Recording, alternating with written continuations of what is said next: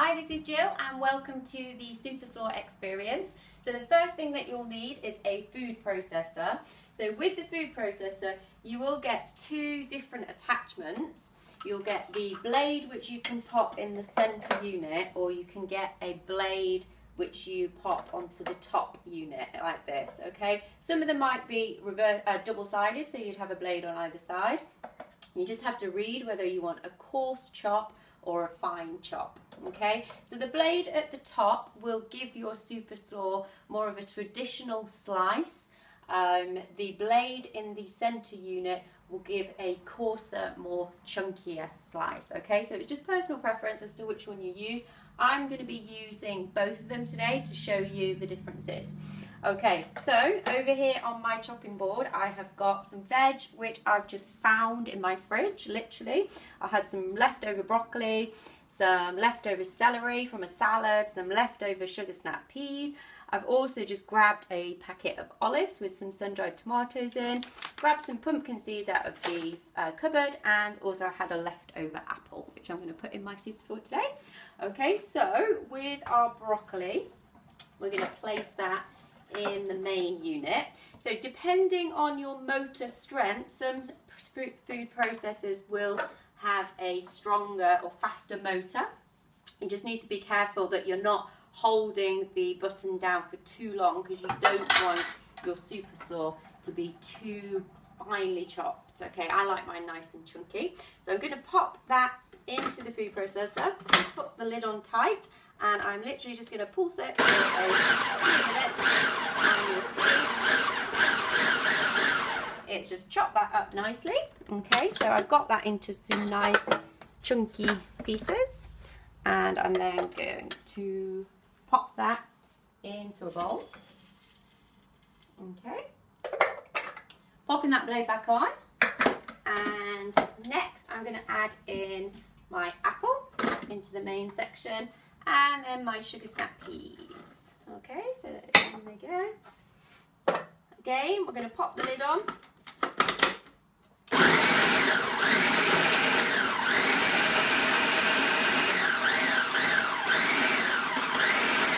that up, okay, into nice chunky pieces. That bit there's not been chopped up, but we can pop that in later. Okay, and in we pour. Just going to get my spoon and spoon that mixture out. Okay, and then with the celery, so that we can get a flatter chop on the celery, I'm going to then add in, so you would take out that blade, because otherwise it's going to keep on chopping. I'm going to add in my slicer at the top. Okay, so I want this to be quite coarse, so I'm going to put it onto the coarse side, pop that in there. Lid goes on. So click it in place, and then you're literally going to pop the celery in the top. You'll get this instrument, which a lot of people don't know what to do with the food processor. It's literally there to try and help to push that celery down. So I'm going to turn. There we go. Any bits that you've not chopped satisfactorily, you can just pop in there. That's no problem. There we go. Take the lid off.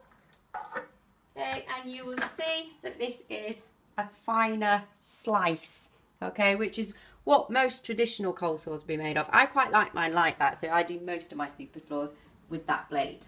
Okay, gonna pour that in a bowl. So we've got loads of green stuff in there.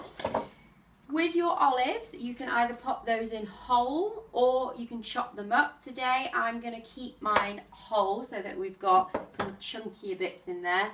And again, with the seeds, I'm just going to pop those in at the end whole. Okay, so you can put olives in the blender. I wouldn't necessarily put seeds in the blender. I would keep the seeds to top with at the end. Okay, so second thing you will need is a jam jar. Okay, jam jars with lids are really, really good for mixing the dressing at the end, okay?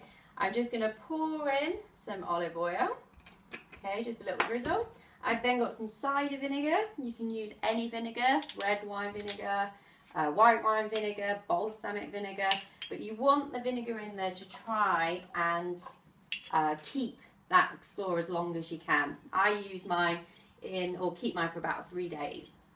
Okay, so I like mine quite vinegary, so I do have more vinegar than I put oil in. So I'm then just going to add some Dijon mustard. Again, I quite like strong flavours, so I'm going to put almost a teaspoon in the jar, as so.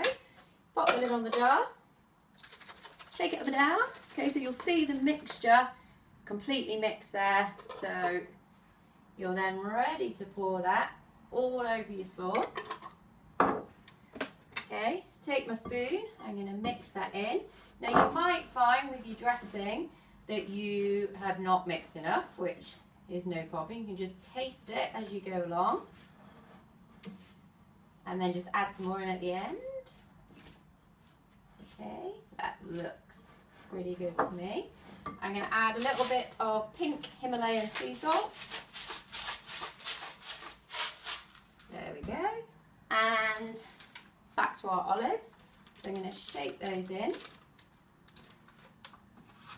And I'm going to shake in some pumpkin seeds. So you'll see I'm not measuring anything here. I am literally pouring it in, adding in, and this is all stuff I have found in my fridge. Might pop a few more olives in there actually. That was left over. Okay, so obviously I've developed some recipes which I thought were my special SuperSlaws, or the ones that tasted particularly good.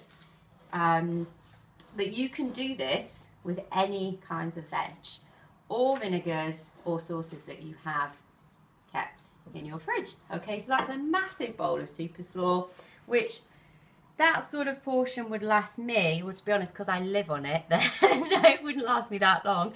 But you could serve that up as a little side portion, and we can top it with anything, or we can have it with your main meal, served with some protein and some carbohydrate.